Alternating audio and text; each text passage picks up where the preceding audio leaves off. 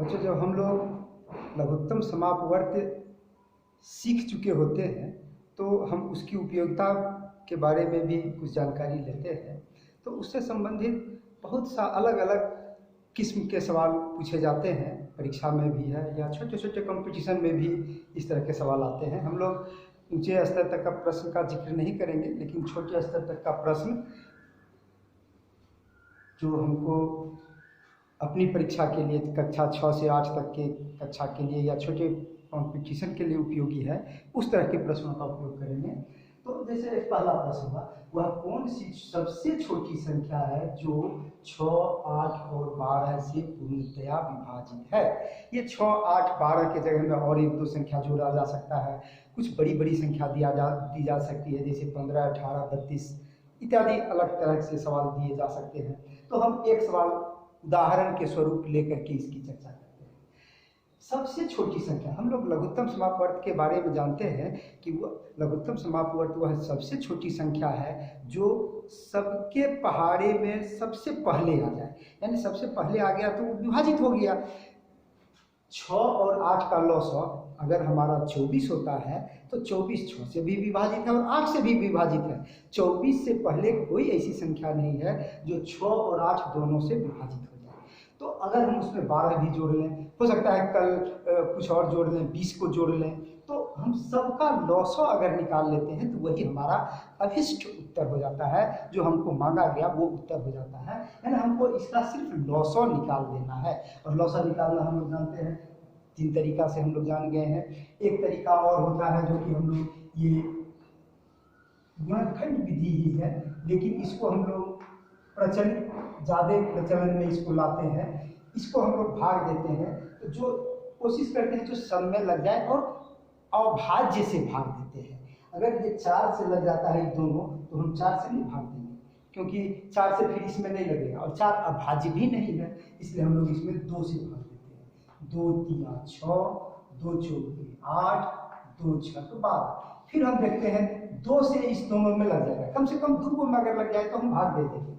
फिर 2 से लग गया तो इसको इसमें नहीं लगा तो इसको उतार दिए, ये 2 दूना 4, 2 3 6। अब 3 से लग रहा है 2 में तो हम 3 से लगाएंगे और 2 को उतार देंगे।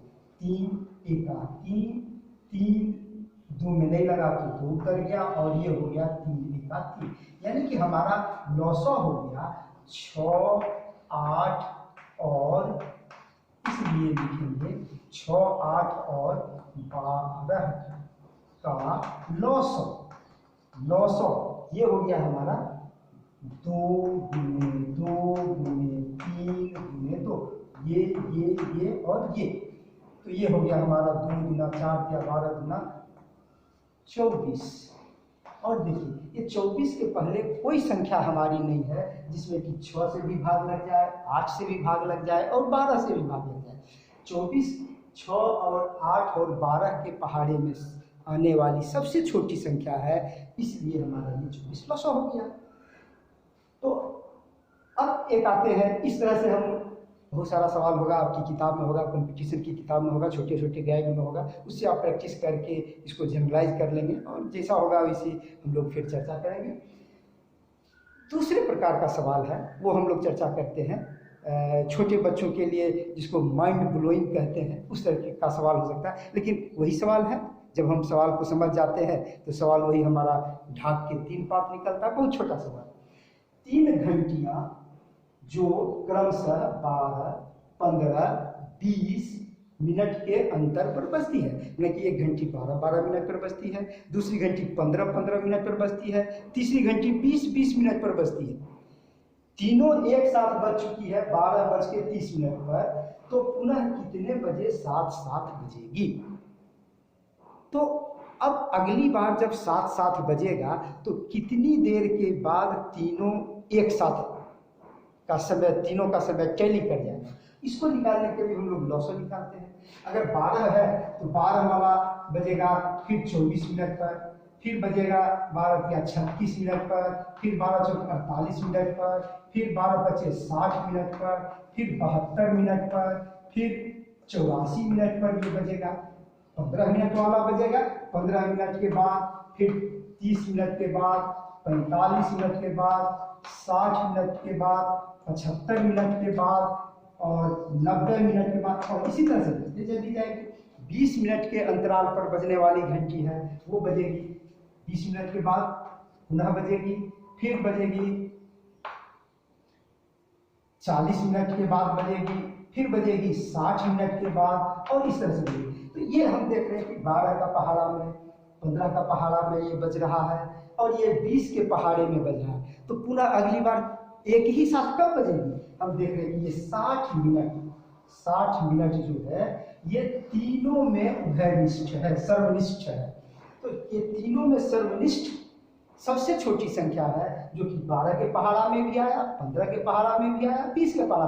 कहने का मतलब कि ये घंटी बज रही है, कुछ और घटना घट रही है, ये कहने के लिए है, थोड़ा सा प्रश्न को आकर्षित बनाने के लिए, प्रश्न को थोड़ा सा बड़ा बनाने के लिए, बोझिल बनाने के लिए, बच्चों को डराने के लिए। लेकिन अंततः इसका उत्तर हमारा इस तीनों का 900 ही हमारा उत्तर होता है। यानी कि अभिष्ट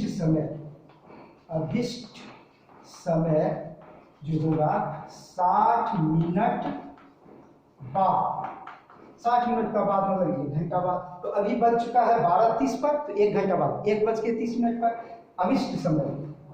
अतः उत्तर हमारा हो जाएगा 12:30 प्लस 1 घंटा, 1 घंटा। ये हो गया हमारा 1:30 मिनट, 1:30 पर, 1:30 पर बजेगा। तो हम देख रहे हैं कि ये सवाल अलग अलग रूप में आएगा, लेकिन सबका निदान हमको इस सवाल का अंदर की बात को पहचानना है कि ये कह क्या रहा है।